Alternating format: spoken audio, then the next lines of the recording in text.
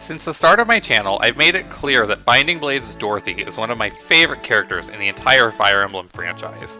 I've mentioned her in a number of videos, she was the star of my FE6 randomized run, and I even sneak her into thumbnails whenever I can. But a question that I get all the time is, why? Why is it that this seemingly unremarkable character is near the top of my list of favorites? Of everyone in the series, why her in particular? Well, what if I told you that, beneath the surface of a character who tends to get overlooked is a hidden gem who is sweet, kind, and surprisingly well developed within the limited dialogue that she has available? And what if I told you that the entire design philosophy of Dorothy plays into why she's such an interesting and endearing character? Where people tend to forget about Dorothy in the grand scheme of things, even among the Binding Blade cast, I see a character with some genuinely good writing behind her, and someone who ironically stands out as an incredibly unique character among the entire Fire Emblem series. So, who is Dorothy? Dorothy is first seen in Chapter 5 of Binding Blade before her formal introduction in Chapter 6. She's introduced as the bodyguard of the womanizing priest Saul. Together, the duo is on a quest to locate the missing Fire Emblem for the Elamine Church, which Dorothy is a devoted follower of. Where Saul is a notorious flirt who frequently finds himself in trouble, Dorothy is there to bail him out and keep him in line as best she can. And, well, honestly, that's where her role in the main plot begins and ends. Like many Binding Blade characters, Dorothy doesn't really serve a big role in the greater narrative of the game. However, when exploring her supports, the player is given a much more comprehensive look at her character, and that's where the true beauty shines. So, rather than lay out every support individually, I'm going to just briefly run down the main ideas behind the 4 supports that I believe are the most crucial to her character, before diving into how these all come together to make her so interesting. Her Chlorine support has her tackling her appearance. Where she feels that someone as plain as her could never be beautiful, Chlorine teaches her that it's inner beauty that matters the most, and the two become good friends by the end of their support chain. Percival helps her to hone her combat abilities and overcome some early mistakes, such as almost shooting him by mistake, until he praises her as one of the strongest fighters in the group. Dorothy is initially too shy to talk to Sin, mulling over how to approach him for 2 different ranks of their support before the two finally talk and become friends. And yet, of all of her supports, I find that her support with Yoder is the most meaningful. In this support, Dorothy expresses that she wishes to be a healer and feels that she isn't contributing enough to help her allies due to her inability to wield a staff. Yoder soothes her anxieties by telling her a story about an eagle and an owl in which both birds wanted to reach heaven, yet were unable to do so due to their individual shortcomings. It wasn't until they both worked together and utilized their individual abilities that they were able to overcome what they couldn't alone. Dorothy takes this lesson to heart and sees her confidence renewed as she finds her place in the world. The through line of all of these supports is that Dorothy isn't a character with a lot of confidence. While this certainly isn't an especially unique trait, I would actually argue that it's extremely common even within the Fire Emblem series. It's one that's executed so brilliantly with Dorothy. She never comes across as being over the top about her lack of confidence, and she just never gives up. Each of her supports has her approaching a very firm, grounded problem and working to better herself within it. She's not some one-note, over-the-top caricature who presents her flaws in loud squeals or constant apologizing. Instead, she grapples with concrete problems through her supports and betters herself within each of them.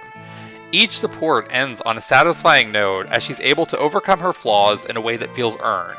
Seeing her improve her fighting abilities, learn to appreciate her inner beauty, or gain more confidence in talking to people is consistently rewarding in a way that really endears me to her character.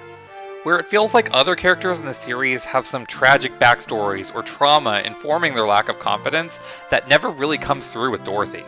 While a good backstory can absolutely be a fantastic basis for a character, I actually appreciate that there isn't some wild, dramatic reason for her to lack confidence.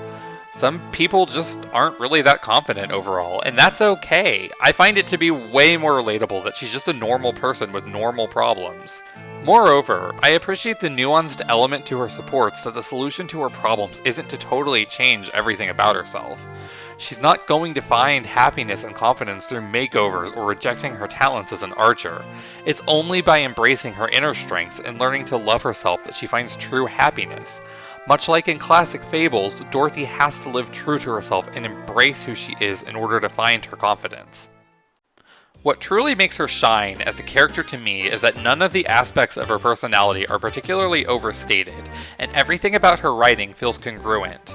Certainly, she's shy and lacks confidence, but that doesn't totally define her character. She remains focused on her mission and her soul supports even when the wily priest continuously gets into trouble due to his flirting. Her devotion to Saint Elamine keeps her focused on her task while also providing her a source of inspiration to keep soldiering on even when she feels that she cannot do something. And while her plain appearance could just be played off as a gag, it's instead used as a vehicle for her growth as she learns to love herself and become more confident beyond such superficial sentiments. Each of these elements comes across strongly in her supports, yet they never feel overdone. Her role as a bodyguard, her funny dynamic with Saul, her shyness, her lack of confidence, and her devotion to the Elamine Church all feel like small parts of a character who is surprisingly well-rounded.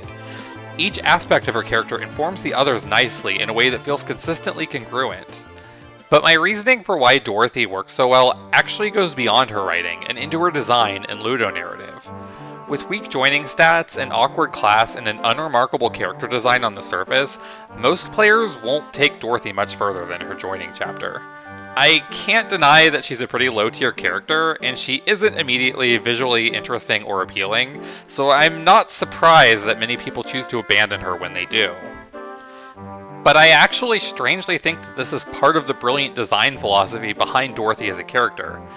Binding Blade is a game filled with pretty anime girls and boys, and Dorothy's relatively plain, unappealing design doesn't really stand out among them at a glance.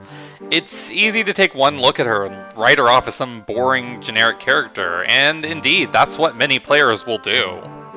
It's that very act that plays so brilliantly into her character. Dorothy's low confidence is a rather pronounced element of her character, and it's one that I believe is reflected through her Ludo-narrative journey in the game. She's the quintessential underdog in both her writing and in Binding Blade's gameplay, and I actually think that the player's perception of her plays into that entire facet of her personality wonderfully. As a unit, Dorothy starts off weak and unremarkable, and yet she possesses above average growth for her class that will actually allow her to surpass the other snipers of the game.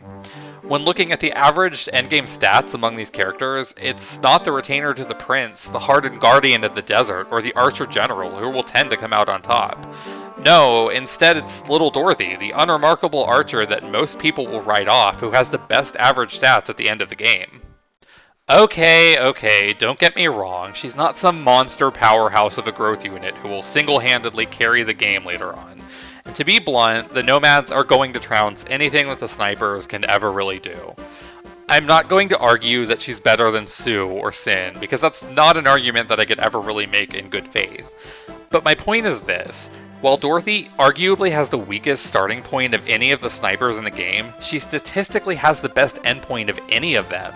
It's just badass to see this unassuming normal character grow so well. And to me, that encapsulates Dorothy's character as a whole. She's a character who is fundamentally centered around growth and overcoming one's flaws. As a unit, she starts off slow, much as she does in the support centered around her flaws, and yet she's able to overcome these things and thrive in the end. The Ludo-narrative around the way her stats and growths tie into the rest of her character is honestly brilliant. She's the underdog who really pays off if given a chance, and just like in her writing, she can shine if the player is willing to let her grow and develop. For her to be so overlooked and underappreciated is kind of part of her character. That's fundamentally who Dorothy is. She's a plainly designed character without much of a role in the plot, who joins at an awkward time with bad base stats. It's honestly not hard to see why she's so ignored in the grand scheme of things, and I'm never going to blame anyone for choosing not to use her, because it almost feels like she's designed to be overlooked. However, I think that her appearance belies a character with a surprising amount of thought put into her development. Where she may look like a joke character, a notion supported by how weak she is at the beginning of the game, there's so much heart put into her writing. Those willing to dig a little deeper and look beneath the surface might find a wonderful character waiting for them. Because while it's easy to write off a character who looks like Dorothy in a game with so many super anime designs, her genuine growth and sincere writing behind her show that she's far from the goofy joke character that many players might assume her to be. In life, it's far too easy to take one look at someone and think we know everything about them. We don't see their struggles or their circumstances, and to me, that's where the true brilliance of her design really lies. For her to defy the player's expectations like that and be a lovely, sincere character with a strong endgame as a unit just makes her journey that much more rewarding to me. It really feels like she's made to prove people wrong about her, to break free of those initial impressions of her character and to show that she's more than meets the eye. All of this culminates in a character ending that's simple yet feels altogether fitting for her. She returns to her hometown, and while her life isn't flashy or glamorous, it's perhaps the most fulfilling of all. It's a sweet, humble ending that fits her perfectly. Dorothy isn't some 1,000-year-old dragon, or noble princess, or grand philosopher. But much as she does in her supports, she lives true to herself, and comes out all the better for it, finding true happiness for her struggles in the end. It's such a rewarding ending for her character. Look, Dorothy might not often be the first draft in a Binding Blade character contest, but she is a character who is endearing, funny, sweet, and honestly, inspirational. She deals with concrete, grounded issues and presents her low confidence in a way that never makes her feel like just a joke. Instead, she takes on her issues headfirst, and she learns and grows from them. Just as she develops as a character, her stat growths reflect her overall character as she manages to come out ahead of her peers in the same class. At the end of her journey, she overcomes her flaws and lives a truly happy, fulfilling life. There's just so much in Dorothy's design and characterization from top to bottom that feels so strong and rewarding. Every step of the way along her journey, I found myself rooting for her, becoming more endeared to this humble, unassuming character, and by the end of the game, I realized that she's truly special and unique. Dorothy is the ugly duckling, the tortoise who beats the hare, and the eagle who sees heaven, and to me, she's one fantastic Fire Emblem character.